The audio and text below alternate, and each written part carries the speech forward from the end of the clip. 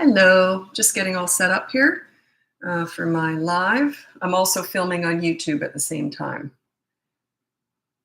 Okay. Okay, hello. Welcome. I don't know if you're new here or not. I'm new on Facebook. I've only really been on Facebook now for a couple of months. It's good. If you're on a live here at Facebook, chances are I'll get to all your questions. If you join me on Instagram and TikTok, I won't get to all your questions. So it's really good if you're on Facebook right now. So anyway, I'm a parenting coach. If you go on the link or in my description, you can see my free behavior board, my mini toddler courses, my big boot camp course, or you can hire me for coaching. But I'm here to answer your parenting questions. So anyway, how many people? I've just got 4 people on here so far. So this is good. If you're on Facebook, I'm new on Facebook. So I should be able to get to all your parenting questions on here. Instagram and TikTok, no, won't happen. I get to as many as I can, but here it's really good because I'm new on here. So I should be able to answer all your parenting questions. So bring them on video. What does that mean? Sorry. Okay. Okay. So if you have any parenting questions, hi there, Neri Moore. Hello. Oh, bring them on video. Oh, that means bring people on. Yeah, I don't bring people into my videos. I did that on TikTok about 1.5 years ago, and they wanted my audience. They were just talking about their business. So I've never let anyone on ever since then. So I learned my lesson. I didn't know. I was stupid. So yeah, I got rid of them so fast, you wouldn't believe it. Okay, so let's get going with your parenting questions, and I will do my best to answer them. I film all of my lives on YouTube. I'll be doing this for a half an hour, then I'll be moving over to Instagram, and then I'll be moving over to TikTok. But I'm new on Facebook, so that means I should be able to answer all your questions. And because not many people turn up here yet, right? Because I'm new on here. Okay, so what are your parenting questions? I'll do my best to answer them. Oh, this is good. I've got some time to have a sip of tea.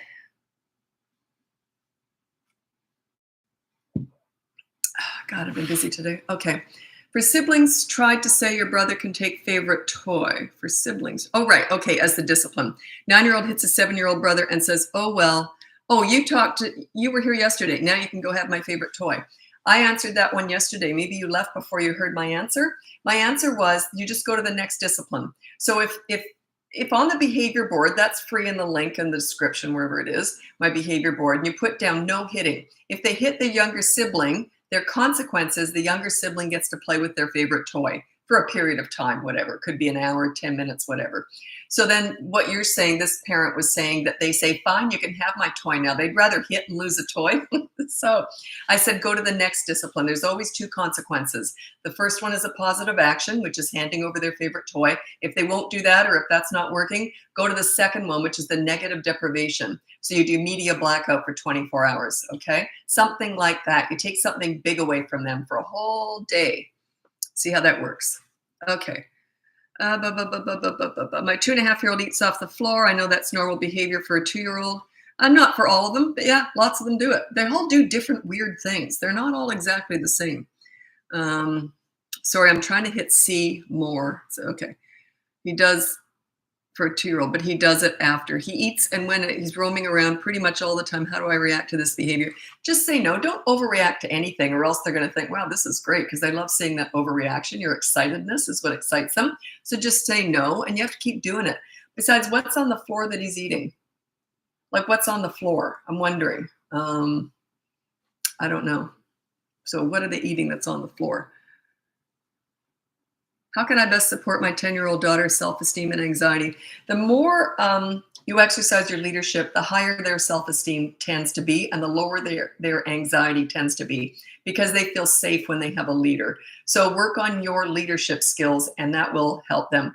Also, get really good at listening. You listen. I call it silent listening. You listen to understand. You don't listen to gather information to lecture with.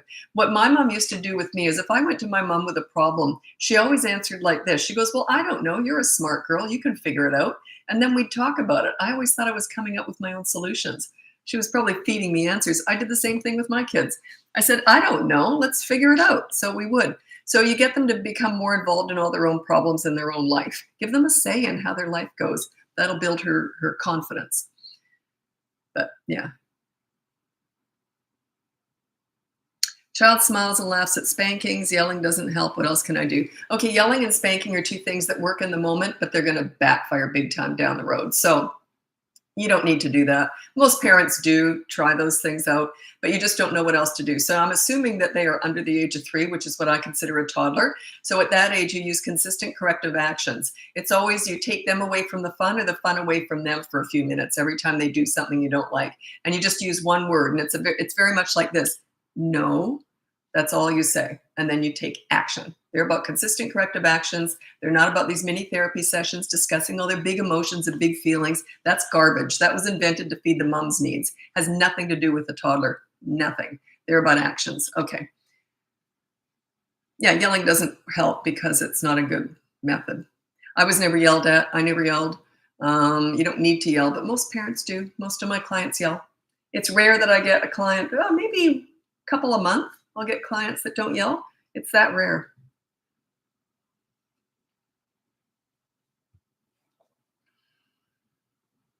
You just do it because you don't know what else to do. I'm teaching you what else to do. Okay. My daughter, it's about throwing tantrums at school. You're going to have to rewrite that whole question, but tell me the age.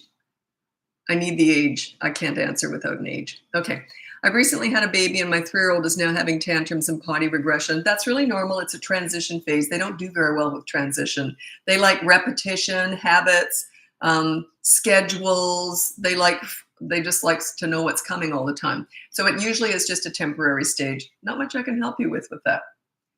Imagine if your husband brought home a new girlfriend. It's kind of like that. Do you know what I mean? Like, how would you transition into that? I'm not saying you should. But you know what I'm saying? It's that upsetting to them. Someone came in and just disrupted my whole life.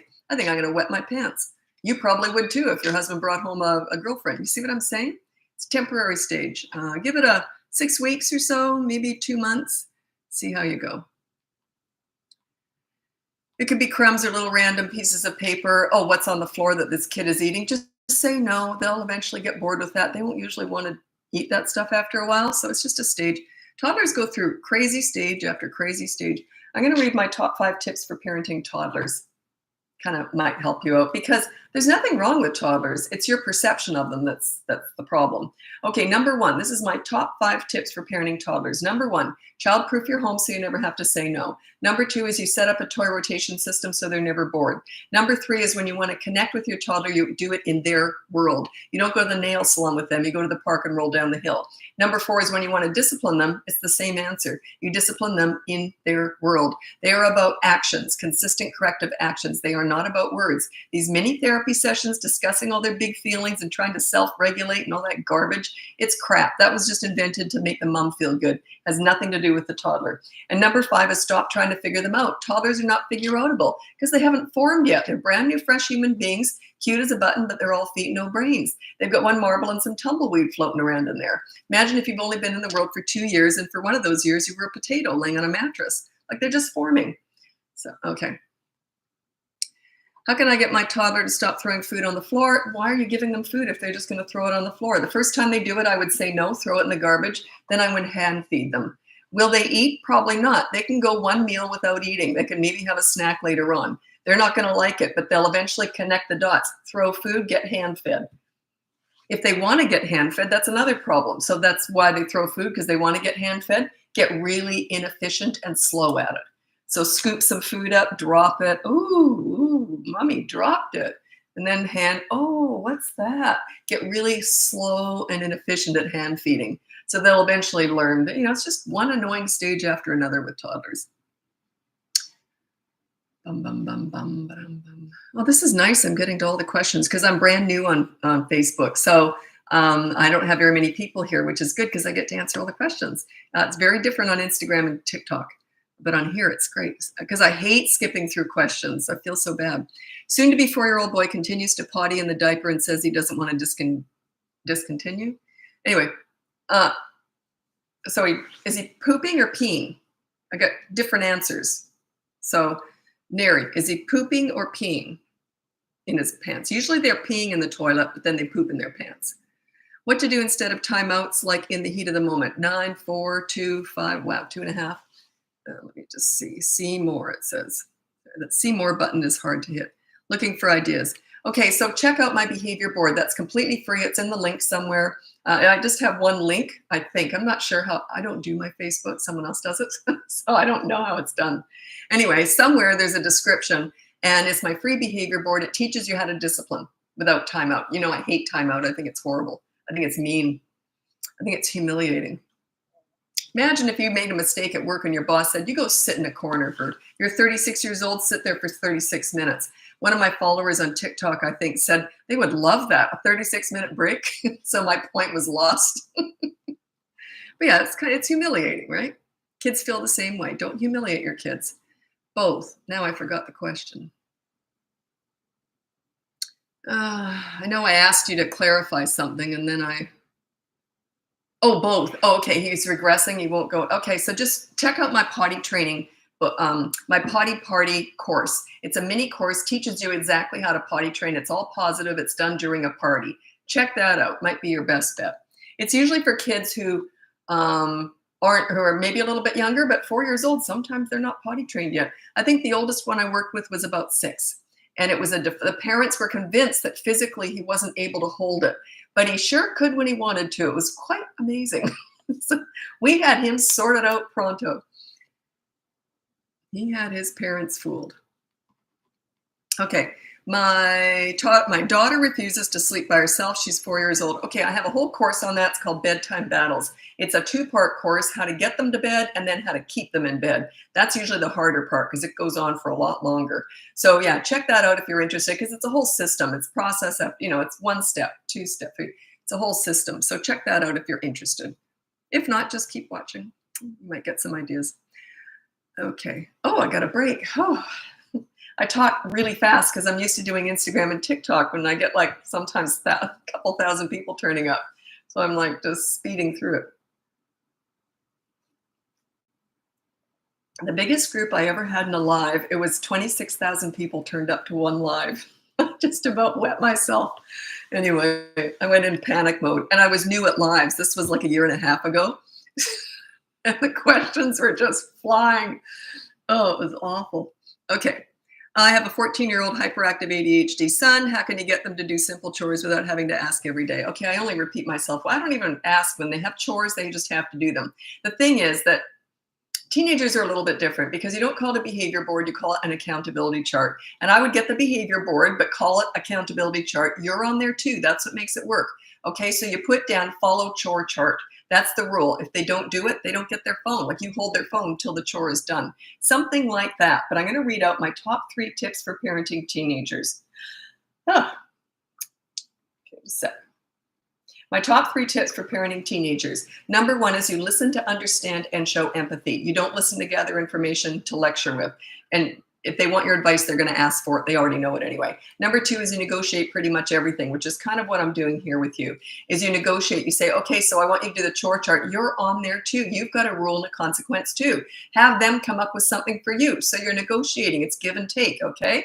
Number 3 is don't sweat the small stuff. Save your energy for the big stuff if you ever have it, because you're going to need it. You don't micromanage a teenager. They will shut you out and rebel. 6-year-old daughter throws tantrums at school to avoid work she feels are hard. She gets to the point of screaming, kicking, hiding under chairs and tables. I get called a lot to calm her and take her home. Talks aren't working. No, talks don't work. How can I help her? She now hates school. Okay, what's she like at home? Because usually that kind of behavior transfers from home for 2 reasons. Either she's allowed to act like that at home, or you give in to her and make her life as easy as possible so she never has it to do anything she doesn't want to do. See what I mean? So which one is it? Is she, that's just a tell for me. They don't act like that unless there's something going on at home. Yeah. What's going on at home? So check out my boot camp course. Sets you up as a leader, and it tends to calm them down everywhere they go. So I'm guessing, just as a tell for me, it says to me that there's something going on at home. You either cater to her, or she's like that at home too. What I mean is she isn't like that at home because you cater to every single whim that she wants. You don't make her do anything difficult. She's 6. She's got to learn this. She's got to learn self-discipline. Okay. Okay. You're asking, I'll tell you. Oh, Good point. What are your thoughts on triple P positive parenting, if you ever heard of it? I've never heard of it. I only teach through experience. Kids taught me everything. Even if I don't critique other parenting methods. I think that's kind of bitchy. You know what I mean? Like, oh, I don't like that. I don't like that. The only two things I ever talk about is the old-fashioned authority style parenting and the newfangled positive parenting. Pleaser parenting. Sorry, positive. Because I was reading your thing. Pleaser parent. That's the one where you roll out the red carpet and heaven forbid your children should do anything that they don't want to do. You're always trying to cater to them. And I don't know who teaches what. I have no idea. I've never read a book on parenting. I don't look at what anyone else is teaching. I'm very careful about that. Yeah, I don't critique other people or other methods. I mean, I critique a lot of specific things, but I don't know who's teaching them. So I'm very careful about that. I'm old. I've been doing this forever. And I just teach through my own personal experience. I'm self-taught through kids. Kids taught me everything I know. Wouldn't you rather go to the source and learn from them? I would say my biggest teachers were the delinquent teenagers. I've worked with a lot of dangerous teenagers in psych wards and detention and all that kind of stuff. And they taught me more about patience and love and understanding and being a leader than anyone else ever has. I never used any training I got. I just figured it out on my own. They taught me how to do it. And they told me, they're the ones who said, Lisa, you got to teach this because no one's ever spoken to us like you do. So yeah, kid taught, that's my favorite way of learning. It's not the way a surgeon learns how to operate. You don't just start operating. But when you're working with kids, let them guide you. So I've been doing this for 52 years. So. Okay, you're asking me an impossible question, but I'm gonna explain why it's impossible. I'm trying to hit see more, that button. I don't know if I've got my thumbs too fat or what. There we go. Okay. Just wanted to say thanks for your videos. You're very welcome. You've helped me a lot. Any advice for a mom breaking the generational cycle of yelling? It's already helped me to start learning how to be a leader, like you said, but sometimes I catch myself still getting overwhelmed quickly. Any other thoughts on ways to help regulate myself? Okay. Okay. Here's the thing. I get asked this every single day. How do I stop yelling? How do I do this? That's sort of like going to Weight Watchers and say, how do I not eat potato chips? They will say the same thing. You just don't. Like, that's how you lose weight. It's one of those things. But once you get practice doing it, once you get practice not yelling, it gets easier. I can't give you any advice on how to change who you are. Basically, that's what you're asking me. How do I change who I am? I can't help you. Like, I truly can't. I can teach you better ways to do it. And the more you practice the better ways, the more you will start to change. But that's why no yelling is on the behavior board for you. Never kids. You never put attitude for the kids on there. But if you yell, put no yelling. So every time you yell, you get punished. You have to play hide and seek for 10 minutes or something with the kids. You'll eventually learn to stop yelling because they'll start to respect you more and it all gets easier. I can't help you change who you are. That's your job. I just can't. I get asked that every single day. What more times a day? More than 10 times a day, probably. Okay. And by the way, just so you know, I every so often I'll try and answer messages. So I went in last night and I tried to answer a bunch of messages in here. Because I'm new on Facebook, I figure I'll try and be nice on here and answer some messages. I don't do that on Instagram or TikTok anymore. They're big audiences over there. So anyway, I tried to answer some and I'm doing great. And then I went through, I still had like 100 more I never even got to. And I spent like an hour and a half or 2 hours. And I won't be answering any parenting questions except in lives. And if you have questions about my courses or my coaching, then that would be email. But I don't answer parenting questions anywhere but during my lives. And I'm on here every single day. I'm either on Facebook, TikTok, or Instagram, and I'm all on YouTube. I'm on here every single day answering parenting questions. This is my free answering parenting questions for you. But I can't do the comments anymore. I got someone working for me and they said, why would you even look at that? No one expects you to anymore. So every so often I'll try and yeah, it's just frustrating. So sorry, but I feel bad, but I'm serving a lot more people doing it this way. So could you imagine? Like I probably get a good 1,000 a day questions on my platforms. Could you imagine if I spent 5 minutes on each question? Would I ever have time to do a live or anything else? No. Would I sleep? No. Okay, thank you. I've done taking the phone, making sure I was having the right track, but definitely we'll look into the chart. Check out that chart because if you're just taking the phone away as punishment, it's not going to work. You got to say, look, I'm going to hold on to your phone till you've done that chore chart. It's like that. It's sort of an incentive rather than a punishment. You got to be careful with all that. And I don't know your relationship. So teens are usually almost always coaching, but you can try it on your own first, see how it goes. There's a lot. Teens are more about bonding and connecting with them first before you even start to discipline. You got to get their respect before you can discipline them. With younger children, you can start disciplining to get respect. Teenagers, you flip that. You can't discipline a teenager who doesn't respect you. You can try. Let me know how that goes. Actually, teenagers are my favorite age. Once you understand them, they're a piece of cake. Piece of cake. Yes, I said piece of cake. Yeah, they're easy. I love listening to you. I've already implemented some things with my 1-year-old and it seems to be working. What, Danielle? What did you implement? Ignoring tantrums? I'm assuming. What are your tips on how to lead as a parent? Oh, I don't know what to say to that. That's a big question. Okay. Oh, I know what I'll do. I'll read out. It's just too many answers. That's a big one. I'm going to read out my 4 stages of parenting. And it's about the kid's age, but it's more about your style of parenting. Okay, style number 1. If you have a baby 0 to 15 months, it's all nurturing, playing, cuddling, loving, all that. That's 0 to 15 months. That's all you are as a parent. Now, stage number 2, you've got a toddler. That toddler is 16 to 35 months. Now you're starting to discipline using consistent corrective action. You're starting to exercise your leadership and show them who's in charge. They desperately need, crave, and want a leader. All kids do. Teenagers, not as much. You pull away a little bit. We'll get into that. Stage number 3, as a parent, you have a child now, 3 to 12 years old. That is the height of your leadership. When you're a good leader, they want to please you. Everything revolves around you. They will want to please you because you're their leader. They look up to you. You're the one they check in everything. They'll tell you everything. That's why that course, the boot camp course, is from 3 to 12 years old. Someone told me there was a mistake in it. I spent half the day looking for that mistake.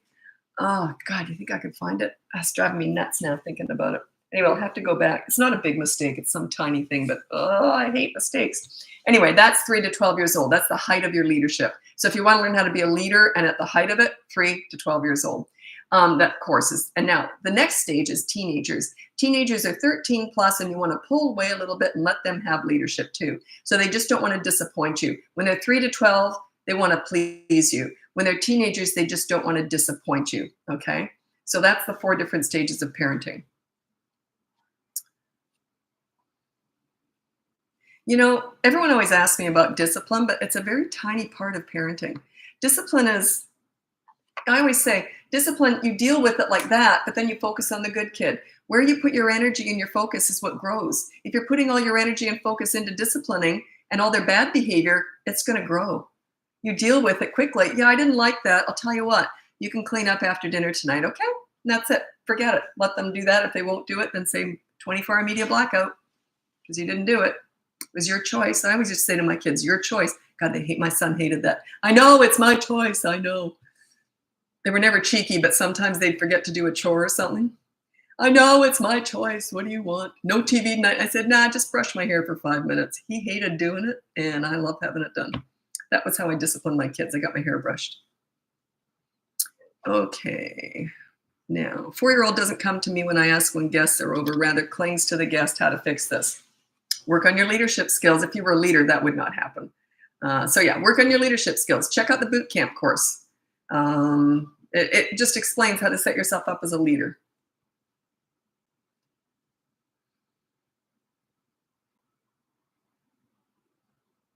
I can't find behavior chart on your page to print. There is no printing. You write it up on a big poster board. It just shows you an example of what it should look like.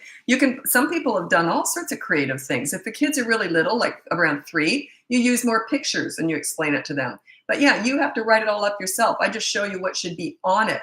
You put your own stamp on it, do it on a whiteboard, whatever, but you need 3 of them. You're going to have 3 of them by the end of 3 weeks. You're going to have 3. You never go past 3 though. Okay. Someone said that's helpful. I don't know what I said that was helpful, but I do my best. I have a few notes here that I always refer to. And I say them so often, I can't even hear what I'm talking about anymore. And I sometimes worry, am I going to say something wrong? Like I literally cannot hear myself anymore because I do these every single day. So I try and mix it up. Tips for a 6-year-old pushing boundaries and outright saying no. Okay, that just means that you're not a leader. So check out my boot camp course would be the best thing for you. 5 weeks, how to be a leader. It starts small. It's not 5 weeks of hell. I'm going to ease you into it. I've been doing this for 17 years. I just did that course maybe 6-8 months ago. It took me 17 years to do that because I didn't know how to pay. Well, I couldn't be bothered doing it because it was a lot of work. But anyway, so I finally got that course done, and it's all paced out to make it you ease into it. Okay, it's all paced out over 5 weeks. You can elongate it by a week or two, especially if you're doing this over Christmas. Things can get really chaotic in Christmas. So you can elongate it, stretch it out by a week or two. Do not shorten it. It is paced out. It's very specifically paced out. And I had a test group go through it, and we discussed everything. And they said, yeah, perfect, just the way it is. So I've kept it that same way. I just reviewed the whole thing again today. So check out that boot camp course. I invented that to teach you how to be a leader, 3 to 12 years old. So you're right in a good age for that. If a child is rude and disrespectful, not only to, okay. Remember, we're never fixing kids. We're fixing and teaching parents. That just says to me that you're not a leader. Children who are rude and disrespectful don't have a leader. They're screaming for leadership. Do you know the rudest, most difficult kids I've ever worked with are the quickest for me to turn around and get respect from? Do you know why? Because when they come up against a calm leader, it's like they almost go like this. Finally, that's what they've been screaming for all along. All children need, crave, and want a leader. It's a natural instinct for children to want to look to someone for answers and guidance. Okay, it's a natural instinct. They're just innocent children. They're just growing. They need your leadership.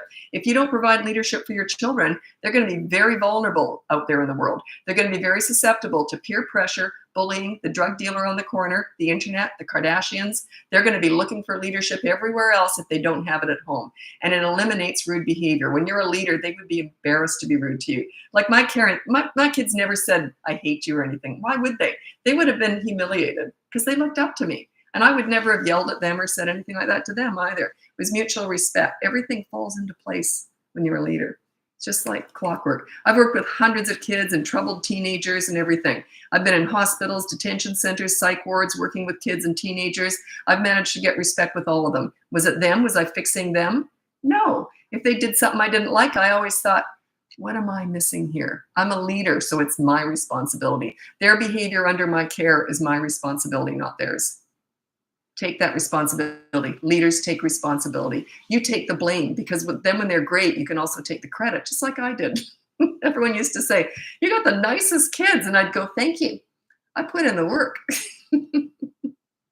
So yeah, take the blame and the credit.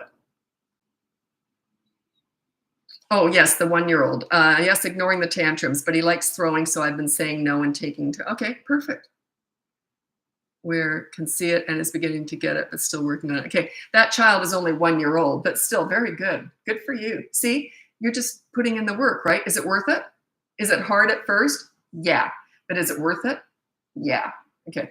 Everyone wants the rainbow, but you got to go through the storm to get it. If you're afraid of your children's fits, tantrums, or scenes, they are in charge, 100% guaranteed. They are in charge and they know it. If you're afraid, like I once worked with this kid, he was about 8 years old.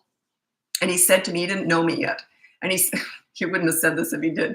He said to me, if you don't give me what I want, I'm going to have a fit. And he said it just like that, the snottiest face. And I said to him, bring it on. And he never did. He went like, oh, she knows what she's doing. So yeah, it's all about you. You want to provide that leader. And he was great with me after that. So you got to exercise your leadership. And that's all I teach here. One step at a time. Like I never used a behavior board. Why would I? I'm level 10 with what I teach. The behavior board is a teaching tool I invented after being in business for 1 year, 17 years ago. I was getting results with parents, but they just weren't understanding the accountability part. They didn't really get that they needed to be accountable too. Like if I messed up, my kids got to punish me too. Leaders are accountable. You're lead by example, right? You want your kids to be good. You got to be good. You got to be punished if you make a mistake. So anyway. I got to get going. I'm moving over to Instagram now. So if you want to join me over there, I don't get to all the questions over there like I do here because I'm new on Facebook. I'm brand new on here. So, but Instagram, and then I'll be moving over to TikTok. That's even a bigger audience. So it's harder to get questions answered. So it's good that you were on Facebook. But if you want to join me on Instagram and TikTok, you can still learn from other their questions. So anyway, thanks so much for joining me. And I'm moving to Instagram now. I'm always on Facebook.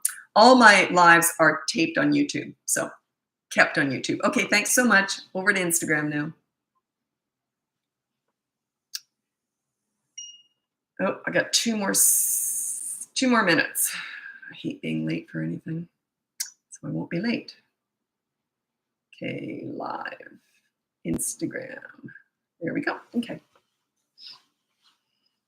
I'm just talking to YouTube here. Instagram audience turns up fast. I don't know why. It's the way Instagram feeds it out.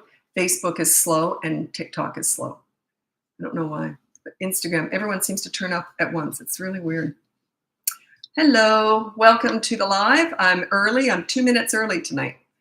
So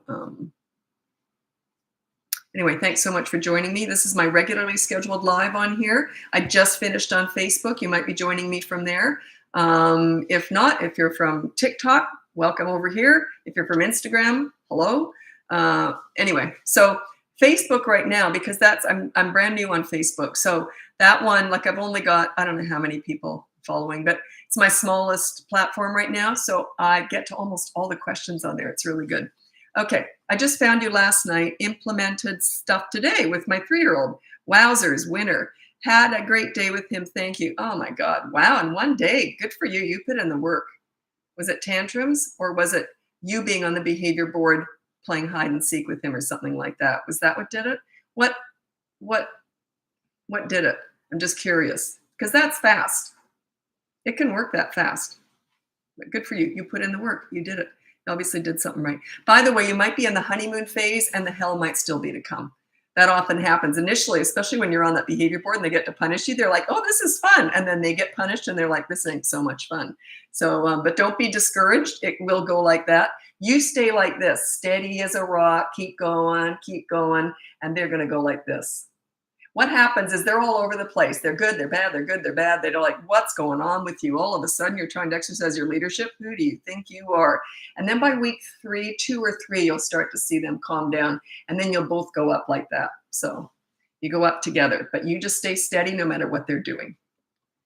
Okay, how to manage 13-month with separation anxiety. Just got to do it. But also you make the goodbye like pulling off a Band-Aid. Just say, bye, I'll see you later. Leave with see you later. That, what do they call that? That upturn? See you later. I'll be back later. Bye. We'll go out later.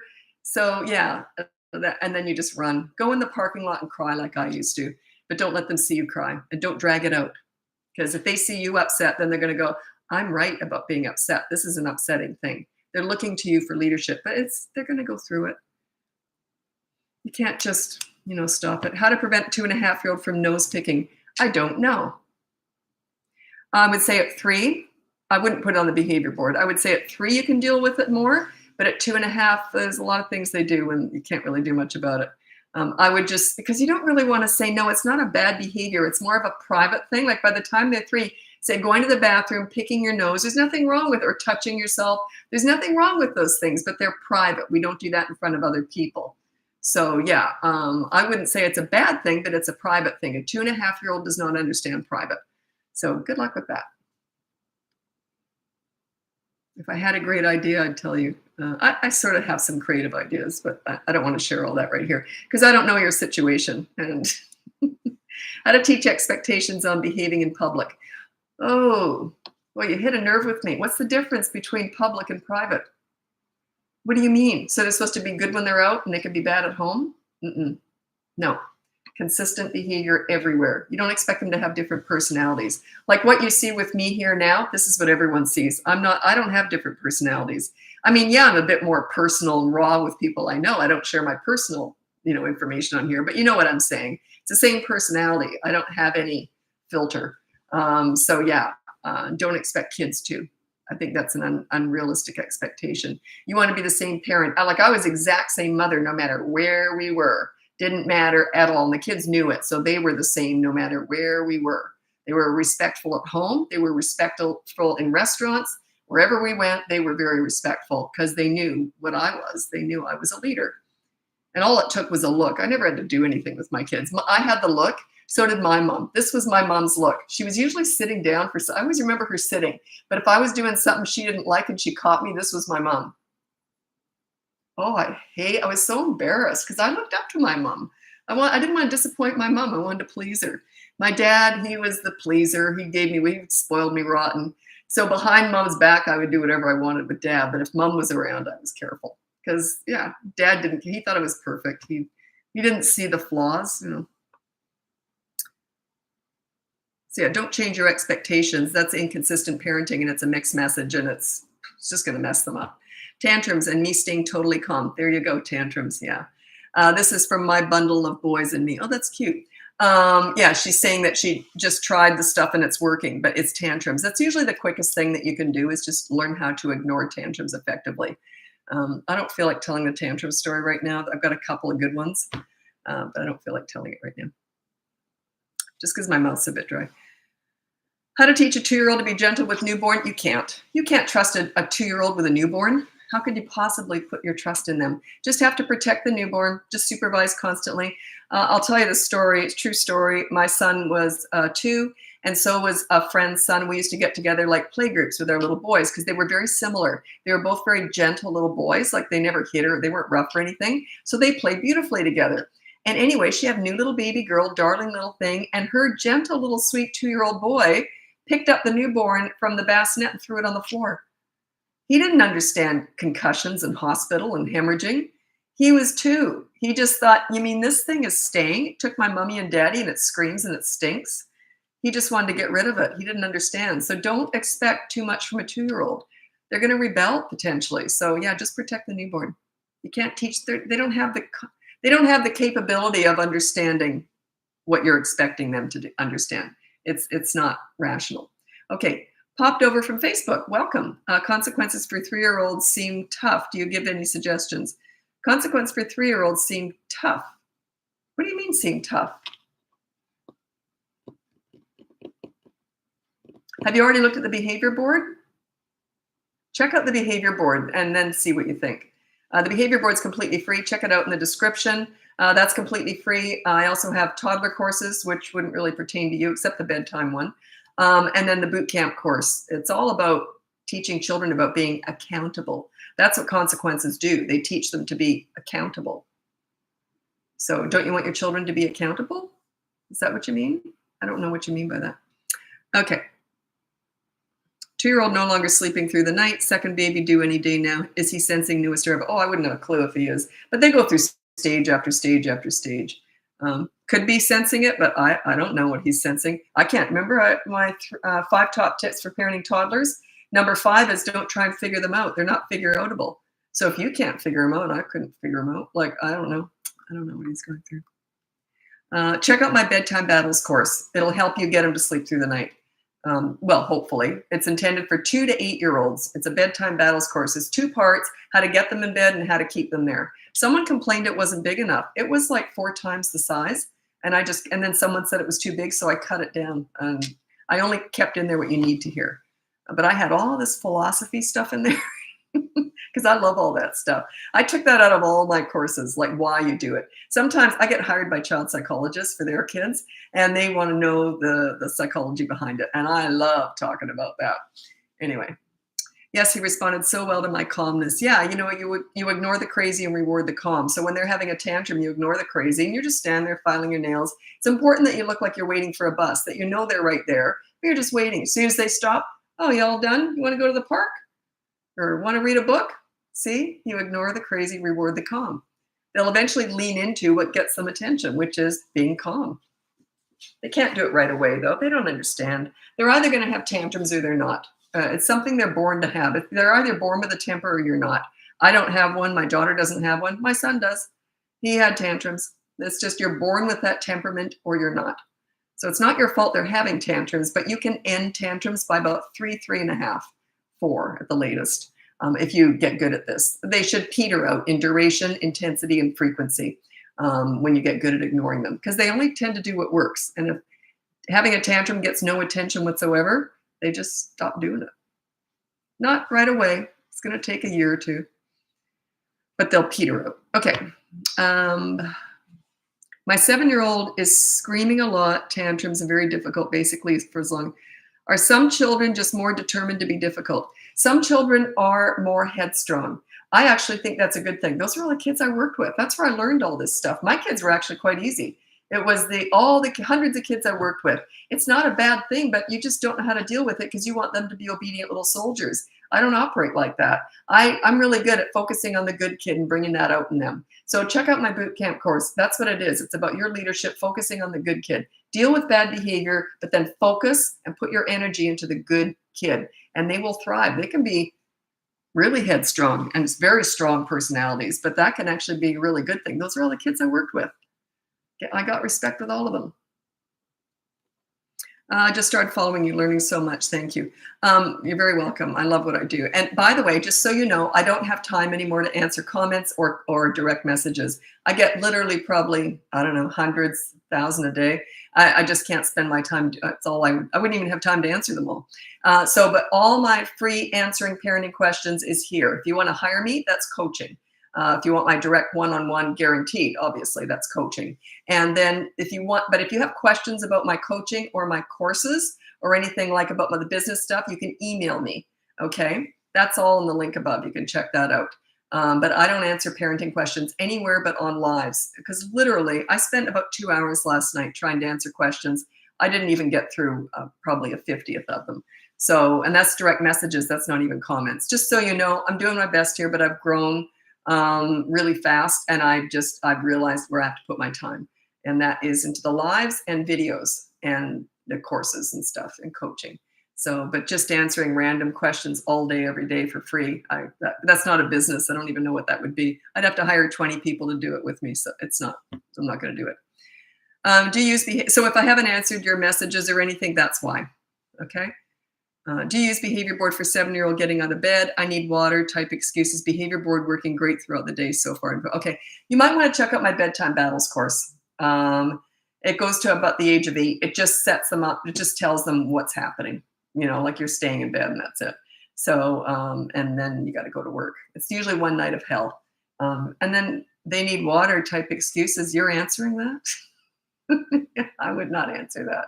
Yeah. I make sure I meet their needs. And then if they just don't want to stay in bed, check out the course. If not, just use the behavior board and say you don't get out of bed. No excuses are applicable. The behavior board's free. Well, good. Behavior board working great throughout the day so far, 4 weeks in. Good for you. You're putting in the work. It works, but you got to put in the work. You got to earn this respect. You don't just demand it. You got to command it. You got to own it. You got to own your leadership.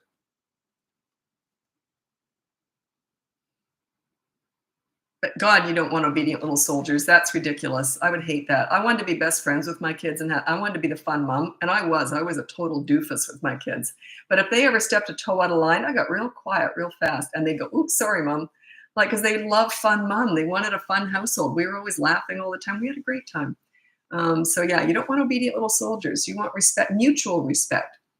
If I messed up, boy, oh boy, they love that. Mom, you messed up. Like, yeah, what do you want? So you got to be accountable too. Remember, they're not listening to you, they're watching you. So if you're setting a good example, they're more likely to follow rather than you just telling them what to do. It's like saying, kids never smoke. They're watching you. They're not listening to you. It's like that. It doesn't matter what you can talk to them to, you're blue in the face, but if you're doing something that you don't want them to do, they're probably going to do it. You see? Because they're watching you. Is it normal for 7-year-olds to throw tantrums? It's normal for them to have a temper, but not to throw a tantrum. If you've dealt with it. It is if you've never dealt with it correctly. So a 7-year-old, past the age of 3.5 or 3 3/4 to 4, by that time, they only do what works. So if having tantrums works, they're going to keep doing it till they're 70 years old. I've seen adults have tantrums. So that means it must have worked. It must have been fed to them. Like whenever they have a tantrum, oh God, give him whatever he wants, just avoid, oil the squeaky wheel, that kind of dynamic. So no, it is normal if it's not addressed. So yeah, work on your leadership skills. Check out the boot camp course. It's really good for general parenting, 3 to 12 years old. Sorry, I just got a message. I have to check it. I've got a client potentially in crisis right now, so I might have to run. I think I might have got a message from you. Nope, never mind. Okay. I do crisis work too, so I don't lead with it, but I used to specialize in it. So if I've got someone who's in crisis, I have to run. You don't need to know what that is. Okay, my daughter's 15 months and starting to hit me. Yeah, they're going to do that. Check out my toddlers who hit, bite, etc. That addresses that at that age. It's a really good thing to address now. But it's not going to happen the first time. Like it's not going to be cured in day one. It might take a week. And then they might start up again later on. Then you got to go back to what you were doing. So check out that mini course. I have 4 mini toddler courses, and that's one of them. It's got the dumbest name. Toddlers who hit, bite, etc. I've tried to name it something else. It just says it like it is. But if they're hitting during a tantrum, that's different. They've lost control. Yeah, that's different. That's the tantrum busting course. But if they're just basically getting aggressive to get their own way, that's the toddlers who hit, bite, etc. course. Parents, kids are born. They're either going to do these 4 things or any one of them. Oh, sugar, just a sec. Or they're not. There's 4 different things that we're either born to do or we're never going to do. And here they are. Can't find them. Oh, there we go. I don't know why I have to look at my notes. I already know what they are. Okay, so these are the 4 things. They're either born to do them, so it's not your fault they do them, but you can control them, okay? One of them is climbing. Kids are either going to be climbers or they're not. They have no fear. The second one is similar. They're going to be runners. They're often the same. They're going to be runners, so they don't look behind to see where you are. They just take off and go run into traffic, okay? So it's climbing, running. The other one is aggressiveness. They're either going to hit or they're never going to hit.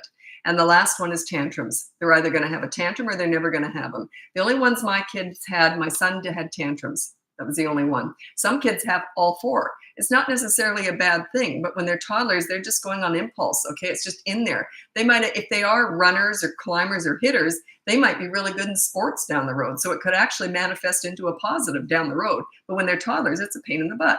So yeah, those are the 4 things that they're either going to do or they're not. And literally, they're either going to do them or they're never going to do them. They're just born that way. Like my kids would never have hit or climbed or run. But my son had tantrums. My daughter never did. I never did any of those. I was more like my daughter temperament-wise. But yeah, my son had tantrums. He was good at them. Okay.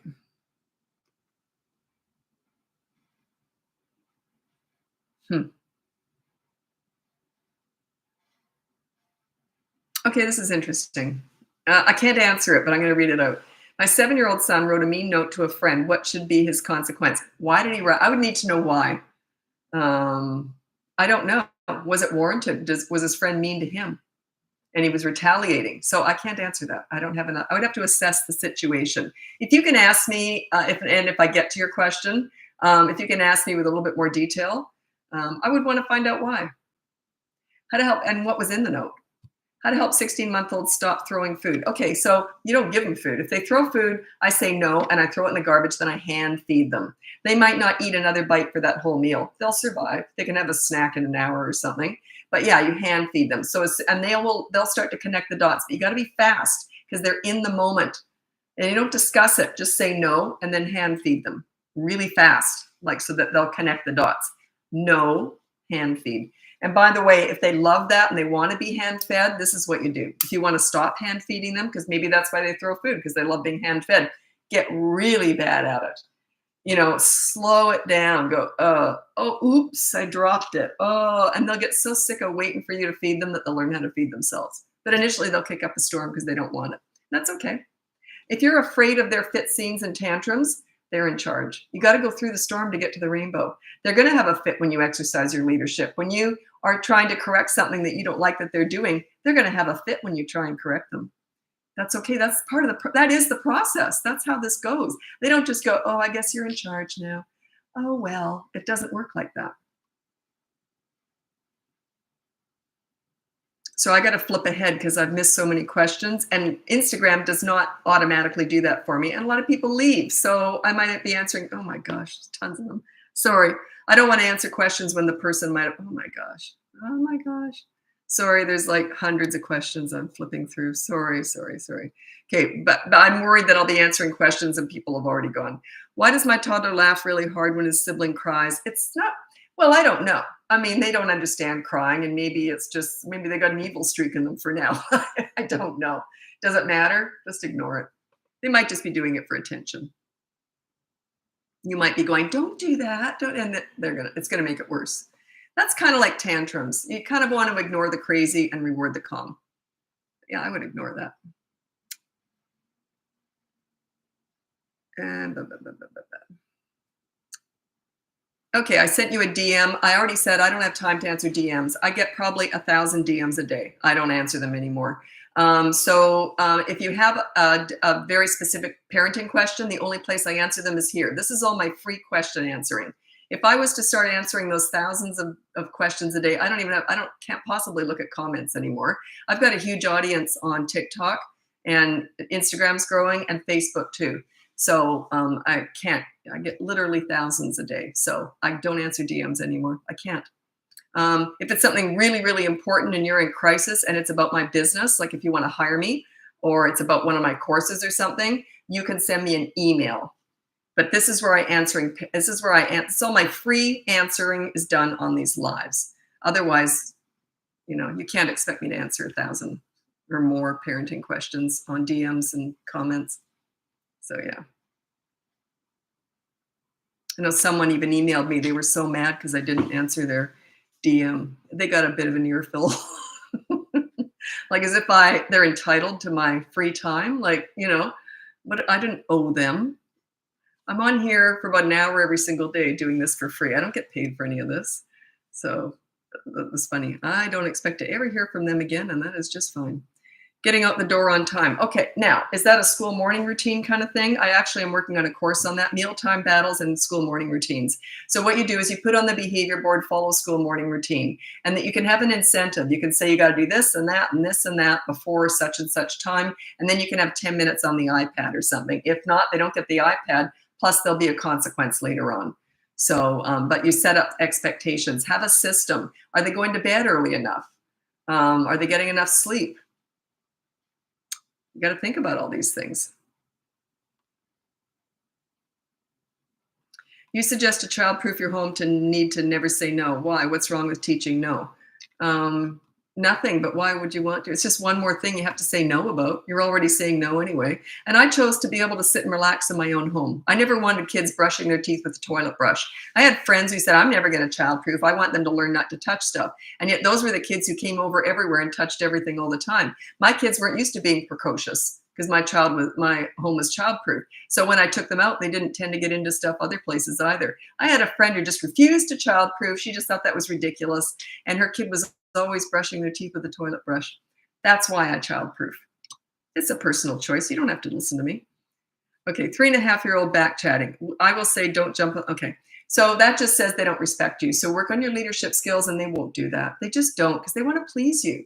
So check out the boot camp course. That's the best place to learn how to do all this, or you can hire me for coaching. But the boot camp course, if it's just normal stuff, if it's crisis stuff, then that's coaching. But if it's just normal stuff, that's the boot camp course. You set yourself up as a leader and they want to please you between the ages of 3 and 12. That's the height of your leadership. They want to please you. Teenagers, they just don't want to disappoint you. You want it to go down a notch. You don't want to be leading teenagers. You want them to start learning how to lead themselves because they'll be adults soon, right? Yeah, when your kids are back chatting, this is like I've worked with hundreds of kids, and whenever they acted out when they didn't know me and I didn't have their respect yet, and they'd act out or say something snotty, this would have been me. I would have gone, what am I missing here? What am I doing wrong? I never blamed them. I always blame myself. That's what a leader does. I took responsibility. I also took credit. When I got great results with them, oh, Lisa, what did you do? Well, I did this. I was leading. So take the blame and take the credit. You can have both.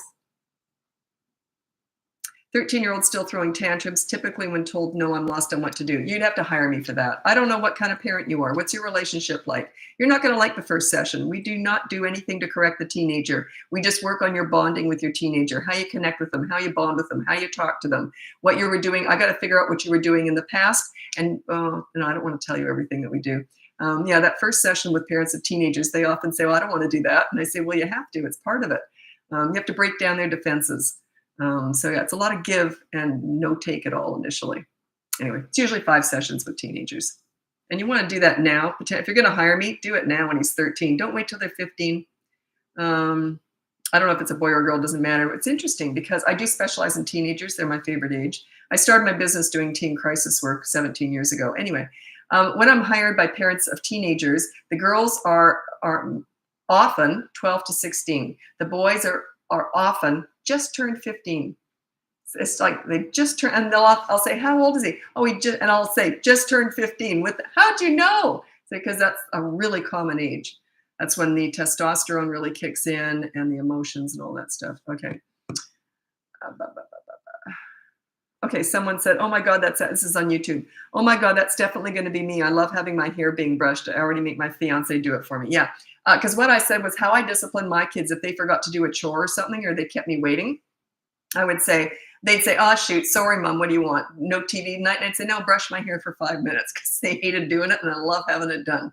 That's how I punish my kids. I got my hair brushed. And then you're chatting while you're doing it. It's all positive, right? But I already had respect though, okay? You gotta work to get to that level. You gotta work to get your hair brushed. Oh, I don't teach nannying. You know why? Because if I tell you what to do and the parents don't like it, what's the point? I only talk to parents or guardians.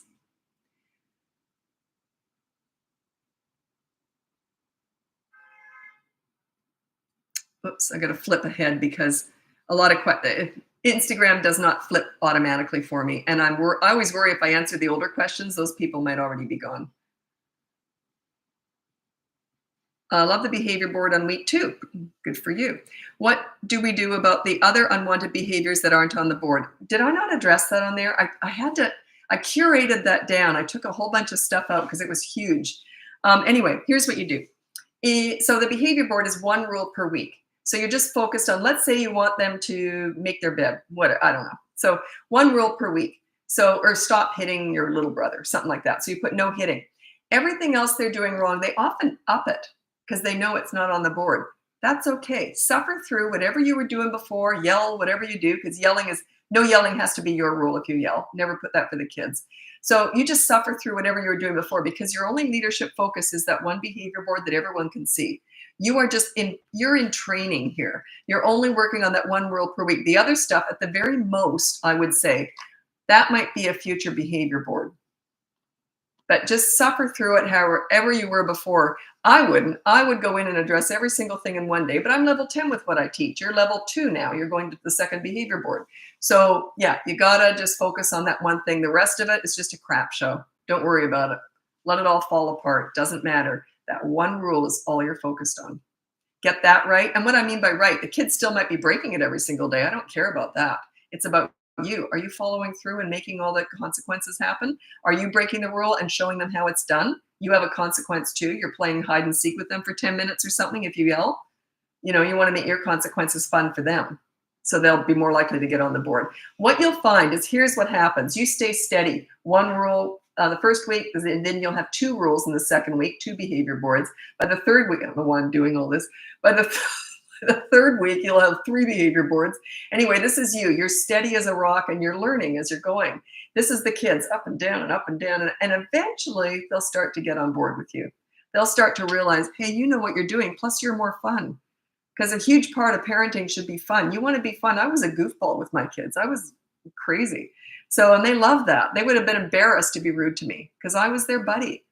But if they were ever rude, no, they weren't rude, but if they ever did anything I didn't like, I got real quiet real fast, and they'd get embarrassed because they don't want to. I was a leader. They looked up to me. They wanted to please me.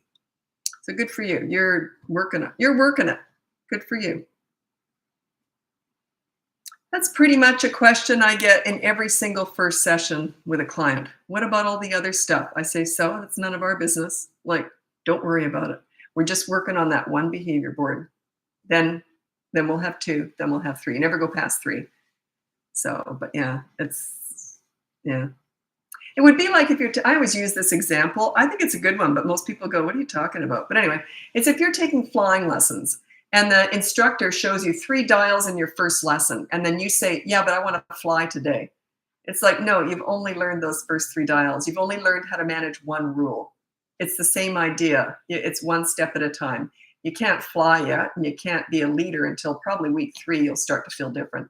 That's when a lot of clients turn week 1 and 2, they're often crying. Even the dads are often crying because they're often going through really rough stuff, right? And these are highly educated, successful people. A lot of them are famous, very powerful people. And they're struggling with parenting because it's personal. And they're crying. By week 3, they often turn up like this. it's working. And I'm like, yeah, you put in the work and it eventually pays off. You got to put in the work. What time is it? I'm going to be going in a minute to TikTok. So I was on Facebook and I'll be going to TikTok soon. Tips for getting 2-year-old to play independently. Just start with them and then wander off as if you've got to do a chore. Just don't say anything to, oh, do the dishes, and then you start doing the dishes. So yeah, get them started and then you wander off. Also get a toy rotation system in place because they're less likely to be bored with their toys. So you rotate them. Check that out. I've got lots of videos on that. Just look up Bratbusters toy rotation on how you set that up. Oh yeah. Good one. Last week you posted about getting dressed and dealing with the power struggle. I don't actually do my Instagram, so I didn't know if that video had come out yet. My 3-year-old only fight and this every morning. Suggestions, can you elaborate a bit more? Is it okay to overpower them? At 3 and the size of them, not so much. Okay, by that time you say, get dressed within 10 minutes of being asked to do so. And you can help them. But you say, get dressed within 10, put it on the behavior board, get dressed within 10 minutes of being asked to do so, because things transfer to the behavior board once they're 3. And then if they don't, then there's a consequence. So they'll eventually learn. This is kind of a funny story. Oh, I don't have time to tell it. It was actually a really funny story. I might, if it comes up and I remember, I might tell it on TikTok. I'm moving over to TikTok now. Thanks so much for joining me here. Remember, I don't have time anymore to answer DMs and comments. I get thousands every single day. I can't do that anymore. This is where I am. On lives is where I'm on live every single day somewhere. This is where I answer. This is all my free questions answered. This is where I do it. If you have questions about my courses or my coaching services, you can email me, but I don't answer parenting questions anywhere else except on these lives now. I don't have time to do it. It's just, I get thousands every single day. So keep that in mind. If you've DM'd me, I don't see it. So I can't. I tried last night. I spent 2 hours and got to maybe 100th of what I had. It was unbelievable. So I can't do it anymore. I'm trying, and the benefit is that, I'm helping more people now doing this. If I was to waste my time just answering all the individual questions, I couldn't do these videos or the lives. So anyway, I got to go. I'm going to be moving over to TikTok now. So join me over there if you want. If not, check out the link above. You can get my free behavior board, my mini toddler courses, my big boot camp course, or you can hire me for coaching. So we'll talk soon. Bye now. Okay, YouTube, thanks for sticking with me if you're there. YouTube's actually my smallest platform. I'll get busy on that one day. Just haven't had time. Okay, I'm moving over to TikTok now.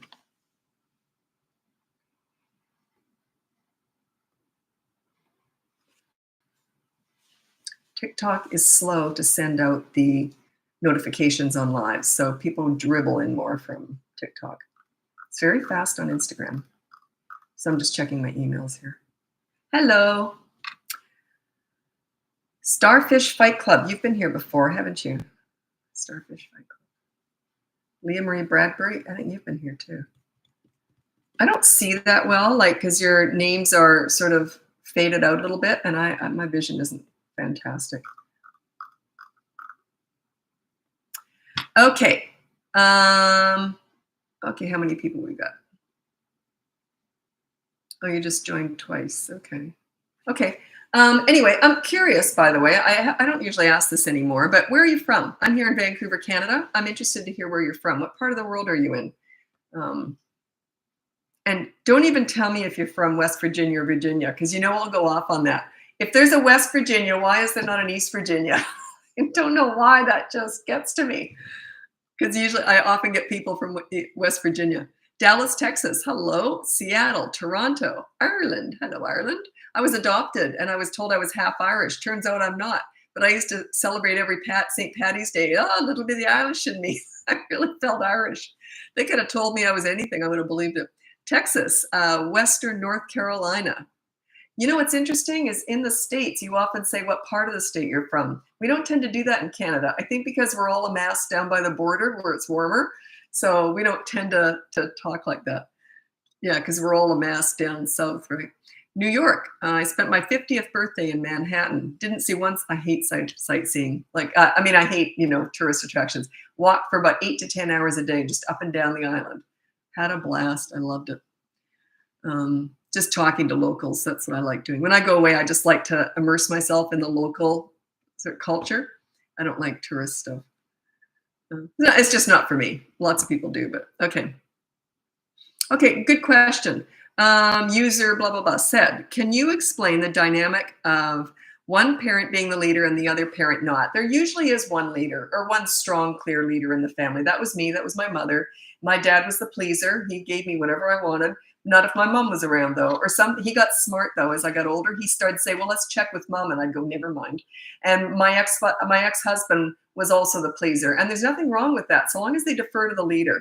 There usually is one leader. So like my ex-husband, he used to say, well, when I take them out, they're quite different with me than they are with you. And I said, just start saying, do you want me to tell mom? That's all it took. So you want to be on the same page. You defer to the leader. There usually is one clear leader. It just came naturally to me. I had lots of experience with kids. It doesn't mean that they love you more or anything. And the leader is often the fun one too. It doesn't mean that you're not the fun one. You're not the authority. You're the leader. There's a difference. So you can be just as much fun as the pleaser. Doesn't make any difference. But it's more the one that they look to that they want to please. That's the one that they want to please, is the leader. You're like the mentor. You're the one they tell everything to. So yeah, anyway. So you don't both have to be the leader. There usually is one. Sometimes two, but it's rare. There's usually just one leader. From Texas, but live in Asia. You've been here before, haven't you? Oh, Scritchy Scratch. Cute. You've been here before, haven't you? Minnesota. Hi, Minnesota. I was going to say, I was thinking of Mary Tyler Moore, but that was Minneapolis, wasn't it? Yeah. Okay.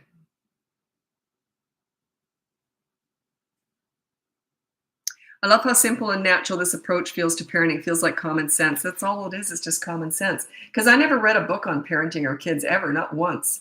They taught me all this. They taught me how to treat them. I started seeing results and I thought, oh, I get it. I was always studying kids. I was 11 years old and I started volunteering in daycare centers. And they even used to ask me, how do you do that? And I said, what? And they said, you're fun. The kids all want to be with you, but they respect you. They listen to you. How do you do that? I was 11.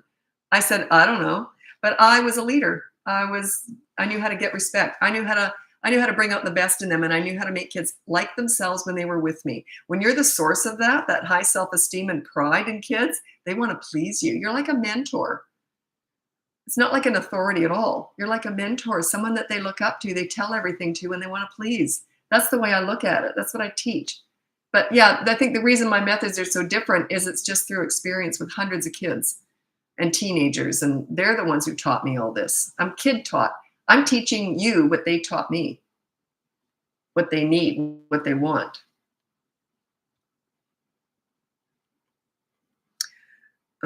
Okay, what are your thoughts on co-parenting where one parent uses consequences at their house and not the other? They only need one leader.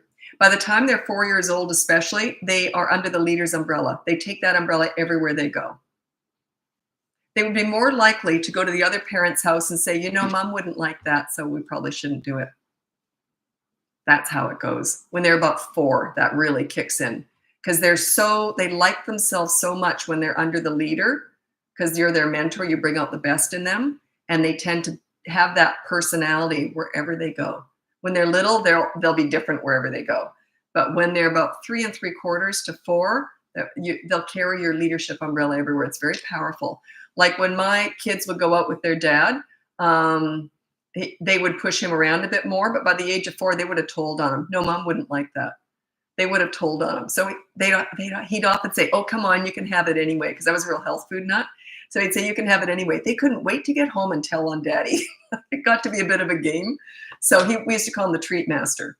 So there's nothing wrong with that. But yeah, they will definitely carry your leadership umbrella everywhere. You can't worry about what the other parent does. Don't worry about it. Don't sweat that. There's nothing you can do about it. Toddler throws a toy at someone else's baby. How do I react in the moment? Just say, I'm so sorry. And then just don't let your toddler have another toy. Just handle it. Don't let it happen again. What else can you do?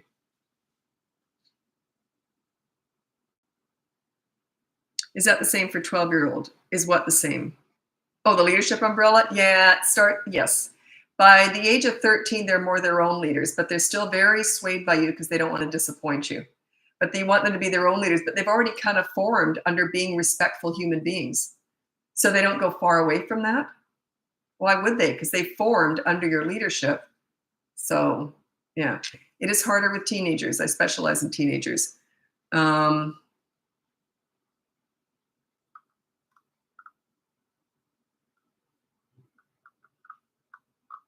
Sorry, I just got a message. I'm really on edge right now. I've got a client in crisis, so I have to keep checking my email. The crisis, because I do crisis work, so it's life and death. So I have to keep an eye out. I'm just kind of on edge. Okay, what am I doing here?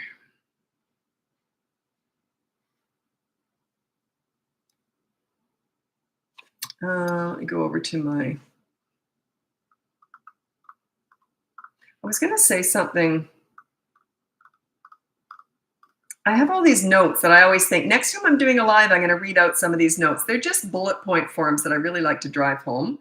Oh, this was interesting. I heard there was this psychologist or psychiatrist, and I don't study anything. Like, if anyone else is talking about parenting, I never look at it. Like, why would I? Because I'm very pure to staying kid taught, right? Kids taught me everything I know. But anyway, I was watching this thing, and it was about adults, and they were talking about, I think it was Jordan Peterson, or it wasn't him, but it was someone like him. And he studies how we form, and it was about adults. But he said the first 7 years, we are forming. We're formed in that first 7 years. We can change things, and but basically we're formed. And he says we only form through observations. I couldn't agree more. We observe. We don't listen. We're not reasoned with. That's not how we form. We're watching. So that's why it's so important to be accountable. If you make mistakes, you got to be punished too with the kids. You got to have consequences. You got to be accountable because your kids are watching. They're not listening to anything. They're watching. That's how they form. They form through observations. They said they've done this study for 50 years or something, and kids are formed through observing what's around them, not by what they hear, not by what you tell them. Isn't that interesting? I couldn't agree more. That's why I teach accountability for the parents too, because they're watching you. Okay. Where can I find all your free educational learning boards? Okay, I just have the behavior board that is in the link above, and it's called the behavior board. So it's completely free. Check that out. It's in the link. How can I get my 13-year-old son to say more than a few words when adults are trying to talk to him? You don't. I actually think that's unfair. Is that embarrassing to you? That's okay that you're embarrassed by that. Yeah. And what kind of relationship do you have with him? My kids never shut up because we talked about everything all the time. And I was a good listener. I didn't tell them what to do. So are you a good listener? I'll tell you my top 3 tips for parenting teenagers. Like, I wouldn't put that pressure on him. If it's just because you're embarrassed, then that's on you. Don't worry about that. Anyway, these are my top 3 tips for parenting teenagers. Is you listen to understand and show empathy. You don't listen to gather information to lecture with. They're going to shut you out. When you get good at what I call silent listening, they'll tell you everything. If they want your advice, they're going to ask for it. I never even gave advice anyway. I just say, well, let's figure it out together. Let's problem solve together. Okay, so that tends to bring them out of their shell more, and they tend to be more expressive and talk to people. Another one is you negotiate pretty much everything with a teenager. It's not everything, but it goes something like this. Hey, I want your dirty clothes in the hamper from now on. What do you want from me? Give and take, right? And number 3 is don't sweat the small stuff. Save your energy for the big stuff in case you need it, because you are going to need it if you do have big stuff. Don't micromanage your teenager. Good luck with that if you try. Allow them to make mistakes. If they do something stupid and it's not a big deal, just say this. That was stupid. Wait to hear what I did when I was your age. Like, make fun of it. We all make mistakes. Life's messy. So, yeah, but listen to understand and show empathy, not to gather information to lecture with. That tends to give them more of a voice, and they do tend to be better at conversing. But if it's just because you're embarrassed, then that's on you. You can't worry about that. Can my 3-year-old tell when I'm irritated? How could it affect her? Oh, yeah, of course they can tell. I don't know how it would affect her. I don't know. How irritated and for how long are you? I don't know. I don't like to show anger with children because it makes you look weak and it makes them feel bad. So I address bad behavior, but then I focus on the good kid always. I never show anger. Yeah, you don't yell or anything. Don't show anger. It's a weak way to parent. It's I don't feel like telling it tonight. Anyway, the pool story is a perfect example. If you've been on here at any length of time, you'll know the pool story. It's a perfect example. Oh shoot, is it a poor connection again? Are you freaking kidding me? This happened last night. Anyway. Okay, when I try and talk calmly and low, my 3-year-old will yell back at me and I feel disrespected. You just haven't got it figured out yet. Check out my boot camp course if you're interested. It teaches you how to be a leader. If not, you can just start with my free behavior board, and it's just the start of it, right? The boot camp course, you start with the behavior board. You start, so I've paced it all out so it's easier. I don't want you to start when it's hard. I want you to start slow. So it's 5 weeks. Anyway, it does use the behavior board in there. So you can check out the behavior board. It'll give you an idea. We only do that for the first 3 weeks. Week 4 and 5 are in the moment discipline. And it's all different stuff in there too. But everyone wants week 4. Don't rush there. You got to learn how to use the behavior board before you can do week 4. Like, I never used a behavior board. A behavior board is just a teaching tool. It teaches you how to give respect to get it. You got to work for that. Are you familiar with Dr. Ross Greene's collaborative problem solving approach? No, I've never read a book on any of this stuff ever. Kids taught me everything. I would never read a book or look at what anyone else is teaching because I stay pure to being kid taught. Kids have taught me how to treat them and how to get them to like themselves. That's my power, is I know how to get kids to like themselves. And when I'm the source of that, they want to please me. I become a mentor, like a leader to them. That I'm kid taught. So yeah, I would never read what someone else wrote. Years and years ago, I thought I'm going to be a child psychologist, right? It just seemed like a natural thing for me to do. So anyway, I did this prerequisite course. After a week, they kicked me out and gave me my money back. And I said, why? And they said, because you're asking too many questions and the other students are asking you questions more than the teacher. Because I was like 20 years old. I already had lots of experience. I was good with working with kids. And anyway, what they were teaching was garbage. This is 40 years ago now, or more than that, well, 45 years ago. Anyway, but yeah, what they were teaching was garbage. It was always trying to outsmart kids like you were holier than thou, the authority style. It was so patronizing. I hated it. I'm sure they're better now, but I mean, that was back in the day, but God, I hated it. What did I say that was spot on? Spot on. Are you an Aussie? I'm from Australia too. I haven't heard that expression in a while. What did I just say that was spot on? I never say anything spot on. Not that I know anyway. It was really funny because I have someone working for me and they'd written out this whole thing. And I said, oh my God, that was brilliant. And they said, that was all you. I thought, oh, wow, the way you wrote that out. And they said it was your exact words that you said in the video. I thought, wow, that was impressive. We had a good laugh over that one. Okay. I thought I was great, evidently. Okay. My 3-year-old does tantrum. I ignore it, but then he recently started throwing stuff to grab attention. Yeah, put down, if he's doing that during the tantrum, that's different. But anyway, if he's just throwing stuff to get attention, put down no throwing stuff on the behavior board, and when he does, there's a consequence. He's just in charge. He's exercising his leadership because you don't have it yet. Once you get good at being a leader, that stuff just does not happen. It just doesn't. So yeah, work on your leadership's everything. Remember, we're never fixing kids here. We're fixing and teaching parents. You lead, they will follow. I don't know the age. You talked about your kid picking up new habits. Is he 16? Is he 6? Is he 2? I need to know the age.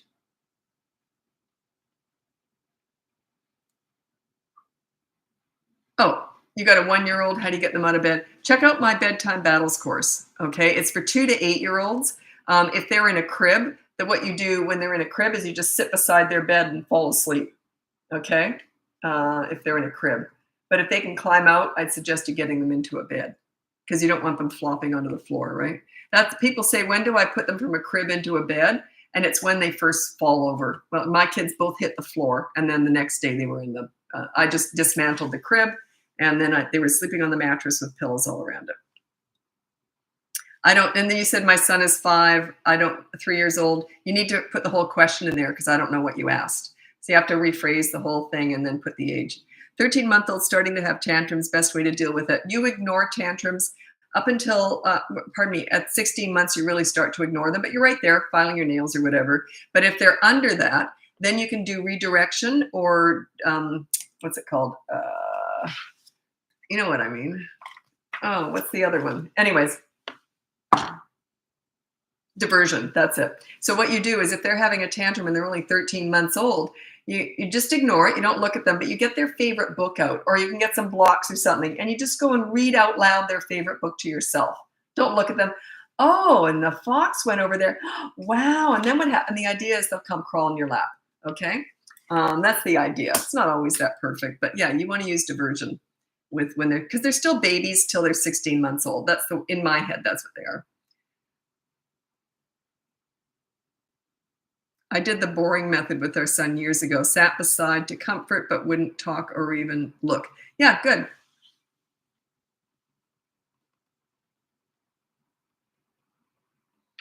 And I mean hysterical immediately. This all sounds like stuff we all hear, right? Million times. I'll go back and see what you're talking about, Morgan, but I might not find it because there's a lot of comments in here. And plus, I get dizzy when I try and go backwards. Yeah, I'm starting to get dizzy. I'm old. I get vertigo. You know why old people fall a lot? It's not because they're that weak. It's because we all have vertigo. The crystals inside your ears all start to loosen, and that's why you get vertigo. It's interesting, eh? Because I thought, why am I so dizzy all the time? It's because all my crystals are falling out because I'm old. Okay, 7-year-old says bad words got from his friends at school and bad temper. How should I help him? Okay, so you got to work on your leadership skills. They're not susceptible to that stuff. If you're a leader at home, he's allowing his peers to lead him. I always say, if you're a leader at home, then everything's great. They take your leadership umbrella everywhere, and they're really respectful everywhere. Okay, if you're not a leader, they are very vulnerable out there in the world. They're very susceptible to peer pressure, which is what's happening. Bullying, they might even become bullies as a result of it too. So they're very susceptible to peer pressure, bullying, the drug dealer on the corner, the internet, the Kardashians. They're very vulnerable and impressionable out there in the world if they don't have a leader at home. When they have a leader at home, they come home and they tell you everything and they check in with you. That's what leadership is. They look up to you. You're like a mentor to them. They tell you everything. Yeah, I'm cutting out again. It happened. I don't know if TikTok's doing something to me here. I don't know. But yeah, the last 3 nights, the last 3 days I've been chopping up. I don't know why. It's not my end. I know it's not my end because I do lives on Instagram and Facebook every day too. And I'm fine over there. So toddler starts to squeal if she doesn't get her own way. So that's on her. I would just ignore that. If you allow that to bother you, then she's winning and she knows it. They pick up on that right away if it bothers you.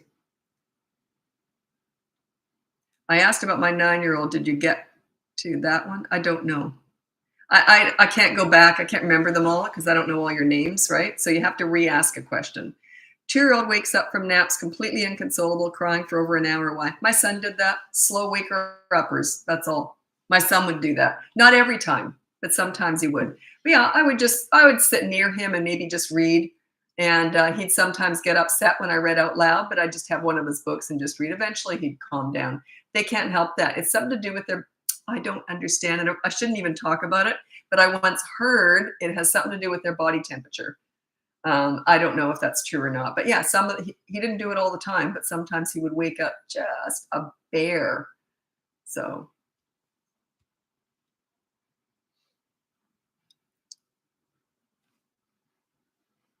Okay. He said, I love you. My mom found you, and now the tantrums are so much easier to control. Excellent. That's what I love to hear. That's why I'm on here every day, because I know I'm helping parents. By the way, just so you know, I think I've already said this a couple times, but I'm not answering DMs or comments anymore. I can't. I get thousands every single day across all my platforms. So if you have parenting questions, where I do all my free coaching, this is it. This is where I answer all the parenting questions, is during lives. If you have a question about my courses or my coaching, my services, you can email me, but I don't answer parenting questions anywhere but here now. I can't. I literally get thousands a day now. So just so you know. So if I'm not answering your DMs or your comments, that's why. I do have someone who works for me who sometimes can go through some of them, but they don't answer them for me usually, or they might. But yeah, we've just decided you get to a certain size and they said people don't expect you to answer them anymore. But I keep trying. I feel really bad about that. But that's why I'm on here. I do all this for free every day. So I'm still serving you. You can still get a lot of information for free. Uh-oh, you've already answered your own question. You're going to hate my answer. My 15-month-old just screeches till he gets his way. So you're teaching him, if he keeps screeching, he'll get his way. If they screech, they should never get their way. You're feeding it. You're rewarding it. You're teaching him how to do that. He just has to screech louder and longer, and then you'll give in, right? Yeah, no, you can't give in. You can't give in to that stuff. If you do, you're teaching him to do it. So he's doing exactly what you taught him. You said neighbors may not have liked it. What, the letting the tantrum scream? That's actually a tricky one. I had a mom not that long ago. I don't remember if she was working with me or just on here. I don't remember. Anyway, and she lived in an apartment that didn't have great soundproofing, and she just couldn't let the kids scream. Like she just literally couldn't. And I really didn't know what to do with her. I think I sort of said, well, can you just take them out for a walk or something? Let them scream out, take them down to the car or something. I mean, there's only so much I can help you with, if your hands are tied. Yeah. Can you talk about how not to yell? Okay, it's hard. So if you have a 3-year-old toddler boys, I consider that preschool once they hit 3. Under the age of 3, that's a toddler. 16 to 35 months is a toddler, in my mind. Anyway, so use the behavior board and say no yelling. Your rule. You never put that for kids. That's ridiculous. You don't put down no yelling or don't be rude or anything. And you never put attitude for the kids. But for you put down no yelling. And every time you yell, you have to play hide and seek for 10 minutes or something. Okay, you'll eventually get so sick and tired of playing hide and seek, and the kids will get nicer and more fun because you're playing with them all the time, right? It's like a win-win situation. You yell, you play hide and seek for 10 minutes. And the kids just love it. So it's win-win. That's part of your leadership too. Leaders are fun. You want to be fun. So if I shouldn't give in, what should I do? Ignore it. Screeching, ignore it. Wander off and do chores. Look like you don't even hear it. It's ear piercing. Do I let him just scream until he stops? I would, yeah. It's one of those things. They give it up pretty quick, maybe a couple of days. Isn't it kind of worth it? A couple of days of that?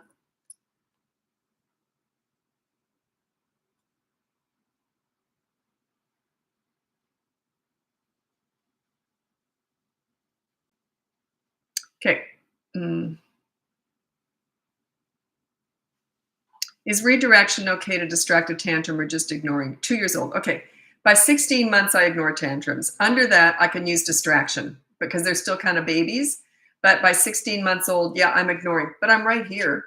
They're right beside me, but I'm filing my nails, looking around. And you got to be very good at this, though. Here's how you do it. You might look down their way, sort of, no eye contact.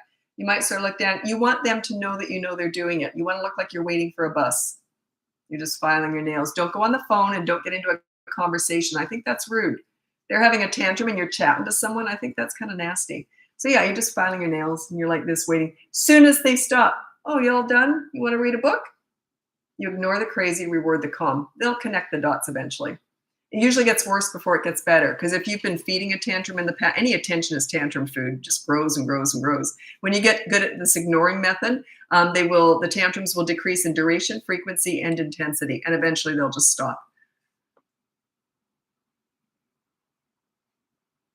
Yeah, they do learn quickly when they don't get attention. I know this works. I've worked with hundreds of kids, and I always managed to get respect. Now, was it them or was it me? People are very quick to blame their kids for their bad behavior, but really it's all you. You can control it, especially the age of 3 to 12. Toddlers are nuts anyway, but 3 to 12-year-olds, their behavior is 100% a direct result of your parenting. Their basic nature and their basic personality is their own. You want to encourage that. But their behavior, how they treat people, what they say and what they do, and how they treat people with respect, that's on you. You have total control over that. So take the blame when they're rotten and take the credit when they're great. That's what I did. When I got accolades all that, oh, your kids are so good. And I go, thank you. I never gave them any credit. I did that. How do I teach my 2-year-old to share? You don't. How do you teach a 2-year-old empathy? That's what it takes, empathy. You can teach them not to grab things. That's grabbing. That's different. But to actually want to share, some of them might. They don't really get it though, because they can't put themselves in someone else's shoes. They don't understand fairness and justice. If you've got a 2-year-old who understands that, they might be parroting or masking or just pretending to get your attention, but they're not processing it like we think they are.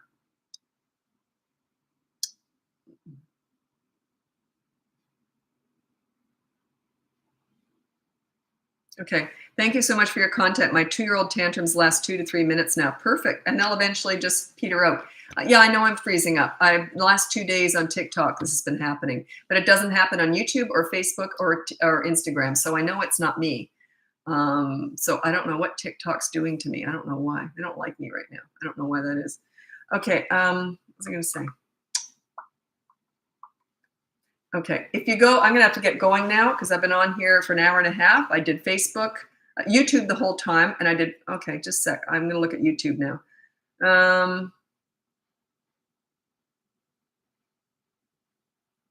Oh, someone said very poor connection on TikTok. That's why they went to YouTube. All my lives are on YouTube. So no matter what I'm doing, if I'm on Facebook or Instagram or TikTok doing a live, I'm on YouTube the whole time. I start it when I start the other ones, and then the whole, whatever I'm on, and all of my lives are saved on YouTube. So if you want to move over at any point, some people like it because they can type more. I don't have an audience really on YouTube yet. I think I've only got like 3,000 people there. So I don't tend to look down there for some reason because I'm quite new. I haven't figured out, I haven't really worked on YouTube much. Like I don't get it. But anyway, and I have someone who'll be doing that for me more. But anyway, okay. So anyway, if you go on the link above, you'll see my link, and that will take you to my free behavior board, my mini toddler courses, my big boot camp course, 3 to 12 years old, teaching you how to get respect in 5 weeks, or you can hire me for coaching. In the meantime, think about everything I say, and that leaders focus on the good kid. Your focus should be having fun, connecting with your children, bonding with them, and then that discipline is a very tiny part of it. You say, I didn't like that. Okay, this is the consequence. And now, do you want to go to the park? You never stay angry. You never show anger. You can show as many emotions as you want when you're fun and everything's great and you're bonding with them. When you're disciplining, it is a business transaction. Do not show any emotions at all when you're disciplining, ever. Your anger makes them feel like crap. You don't want to do that. Okay? Your anger makes your children feel like garbage. Sorry, I live downtown. Woo, did you hear that? That's a muffler. Funny story, I went into this muffler and brake place years and years ago, and they do brakes and mufflers. I went over a little bump driving into the garage, and my muffler fell off. They said, so you're here for your brakes? It just struck me as funny. Just as I pulled in, the muffler fell right off. Anyway, they picked it up and gave me a new one. Okay, so thanks so much for joining me. Sorry I'm breaking up. I've been 3 days now. I've been breaking up. The connection's been really poor on TikTok. But I'm always on Facebook while I'm doing my lives. That's where all these lives are saved. Anyway, thanks so much for joining me, and we'll talk again soon. Bye now.